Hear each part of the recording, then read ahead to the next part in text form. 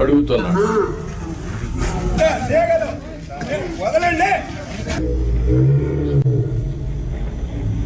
Okay, then అది చొక్కా పట్టుకున్నట్టు చిత్రీకరించడం, అది రైట్ టైంలో చెప్పకపోతే ఇప్పుడు కొంత ఫేక్ ఫెలోస్ అంతా వచ్చేసి సోషల్ మీడియాని మిస్యూజ్ చేసి ఇష్టానుసారంగా ఇలాంటి వేసే పరిస్థితికి వచ్చారు. మొన్న మీరు చూశారు, ఈ గవర్నమెంట్ చాలా క్లియర్గా ఉన్నాం, పొలిటికల్ విక్టిమైజేషన్ చెయ్యం. అదే సమయంలో తప్పు చేసిన వాడిని మాత్రం వదిలిపెట్టాం. And I very clear on that. మళ్ళీ జీవితంలో తప్పులు చేయాలంటే భయపడాలి ప్రజాస్వామ్యంలో. ఈరోజు చేసి తప్పించుకుంటాడు అంటే అది ప్రభుత్వ అసమర్థత. మనం తప్పులు చేస్తే మనకు కూడా అది జరుగుతుంది. That is the message I want to give it very clearly. మీకు కూడా క్లారిటీ ఇస్తున్నాను. ఏ తప్పు చేసినా వదిలిపెట్టం, కానీ పొలిటికల్ విక్టిమైజేషన్ మాత్రం ఉండదు. మనం మాట్లాడుతూ 36 మందిని చంపేశారని ఢిల్లీకి పోయి ధర్నాలు చేశారు. మేము అసెంబ్లీలో అడిగాం, ఆ 36 పేర్లు ఇవ్వండి. 36 మంది చంపేసి ఎఫ్ఐఆర్ ఉంటుంది కదా, ఎఫ్ఐఆర్ ఇవ్వండి, నేను యాక్షన్ తీసుకుంటా. ఇంతవరకు ఇవ్వాలి. అంటే రాజకీయాలు కూడా మారాయి. ఆ విషయం మీరు గుర్తుపెట్టుకోవాలి. రాజకీయ నాయకులు పేపర్ పెట్టుకొని, టీవీ పెట్టుకొని, సోషల్ మీడియాలో తప్పుడు ప్రచారం చేసి గవర్నమెంట్ని సెబటైజ్ చేసే పరిస్థితికి వస్తున్నారు. ఇది అన్టాలరబుల్. నేను I'm very clear on that. How to handle, will educate people. చట్టపరంగా కూడా యాక్షన్ తీసుకుంటాం. ఎవరిని కూడా ఎక్కడ కూడా వదిలిపెట్టే పరిస్థితి ఉండదు. ఆ విషయం మీరు గుర్తుపెట్టుకోవాల్సిందిగా నేను కోరుతూ, ఇది మీరు నోటీస్ చేసుకోవాలి. ఎంత పని చేసినా, కష్టపడి పని చేసినా ఆ ఫలితాలు రాకుండా విష ప్రచారం చేయడం మొదలు పెడితే మనకి ఇబ్బందులు వస్తాయి. అది కూడా గుర్తుపెట్టుకొని ఎక్కడిక్కడ కౌంటర్ చేయడం అన్నీ చేయాల్సిన అవసరం ఉంది. ఇంకొక పక్కన 2047 గవర్నమెంట్ ఆఫ్ ఇండియా ఒక విజన్ డాక్యుమెంట్ తయారు చేశారు. మనం కూడా పేరేం పెట్టాలని ఆలోచిస్తున్నాం. వికసిత ఆంధ్రప్రదేశ్ లేకపోతే ఇంతకుముందు స్వర్ణ ఆంధ్రప్రదేశ్ పెట్టాం. ఏదైనా సరే అక్టోబర్ 2వ తారీఖున మన విజన్ డాక్యుమెంట్ మనం రిలీజ్ చేస్తున్నాం. మీతో ఆ నీతి ఆయోగ్ వాళ్ళందరూ కూడా వచ్చి మాట్లాడతారు. దీన్ని మీరు కూడా ఒక ఇది తయారు చేసుకోవాలి. డిస్ట్రిక్ట్ విజన్ డాక్యుమెంట్ తయారు చేయాలి. For ever it will be remembered. I'm telling you. నేను 25-30 ఏళ్ళ మునుపు తయారు చేసినటువంటి విజన్ 2020 అందరూ ఎగతాళి చేశారు. దేశంలో first time you had done that experiment. Today everybody is talking about vision. ఇప్పుడు మీరు చేసే విజన్ 2047 ఆ డిస్ట్రిక్ట్కి మీకు ఎప్పటికీ సాటిస్ఫాక్షన్ ఉండేట్టుగా, ప్రొఫెషనల్ సాటిస్ఫాక్షన్ ఉండేగా ఉంటుంది.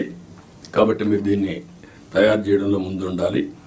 సెప్టెంబర్ 20కి 100 రోజులు అవుతుంది. 100 రోజులు నేను టార్గెట్ పెట్టుకున్నాం. అందరూ కూడా 100 రోజుల్లో ఏం చేయబోతున్నారు మీరు కూడా చేస్తున్నారు. ఇప్పటికే మేము ఒక 5 సిగ్నేచర్లు పెట్టాం. ఇప్పుడే ఎక్స్ప్లెయిన్ చేశారు. 7 వైట్ పేపర్స్ రిలీజ్ చేశాం. రైట్ మ్యాన్ రైట్ ప్లేస్లో పెట్టడానికి ప్రయత్నం చేశాం. ఎవరన్నా తప్పులు చేసిన వాళ్ళు తప్ప మిగిలిన వాళ్ళందరినీ రైట్ మ్యాన్ రైట్ ప్లేస్లో పెట్టడానికి ఒక కలెక్టర్సే కాదు, ఆఫీసర్లే కాదు, కడకు మంత్రులు కూడా మేము వీలైనంత వరకు మా మంత్రివర్గాన్ని కూడా దాన్ని ఎస్టాబ్లిష్ చేసుకున్నాం. మెరిట్కి ప్రాధాన్యత ఇచ్చి మేము సూపర్ 6 హామీలు ఇచ్చాం. దానికి కమిట్ అయి ఉన్నాం. ఈ నెల మళ్ళీ అన్నా క్యాంటీన్ 15 ఓపెన్ చేస్తున్నాం.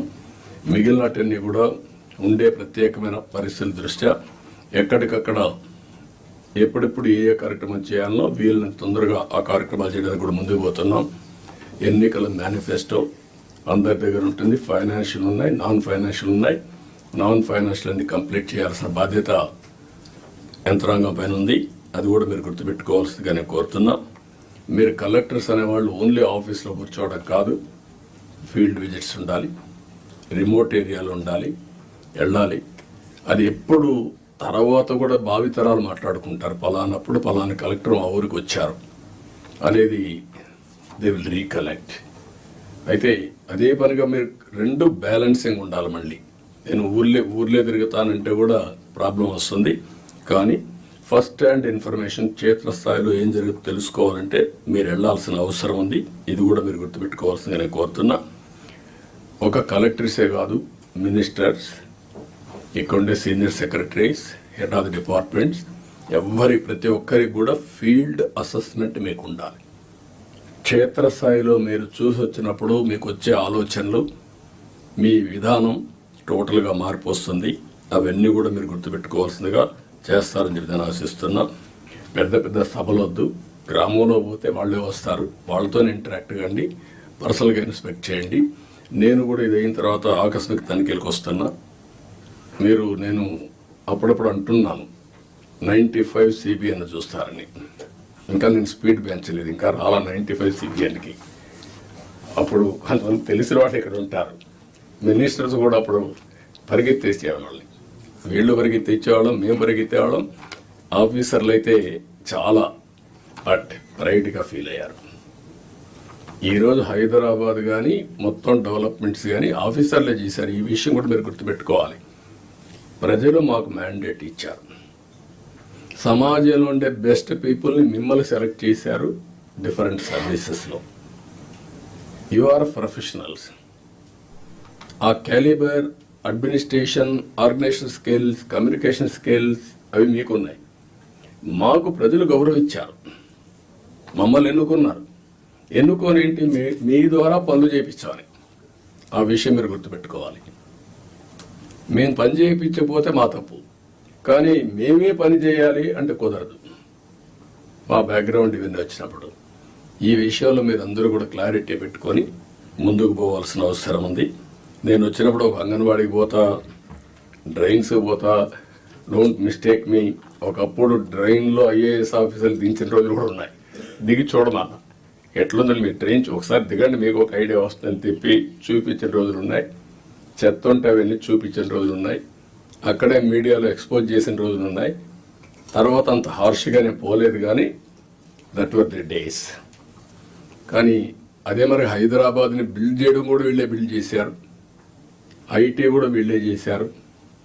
అది ఈరోజు మనకు ఒక ఔటర్ రింగ్ రోడ్డు కావచ్చు, ఆలోచనలన్నీ వీళ్ళ ద్వారానే వచ్చాయి.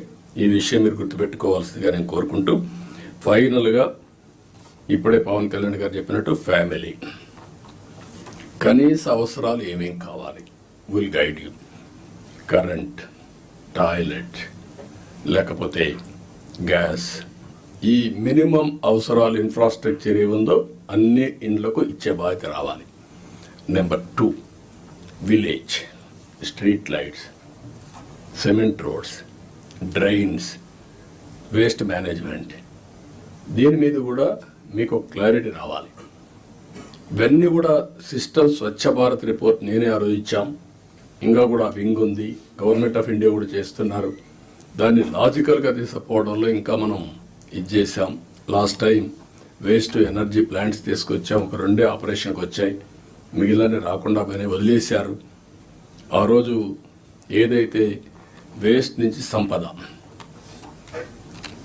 విలేజ్లో కాంపోస్ట్ తయారు చేయడానికి పెట్టాం, రీసైక్లింగ్ పెట్టాం, అవన్నీ కూడా డిస్మాండిల్ చేశారు.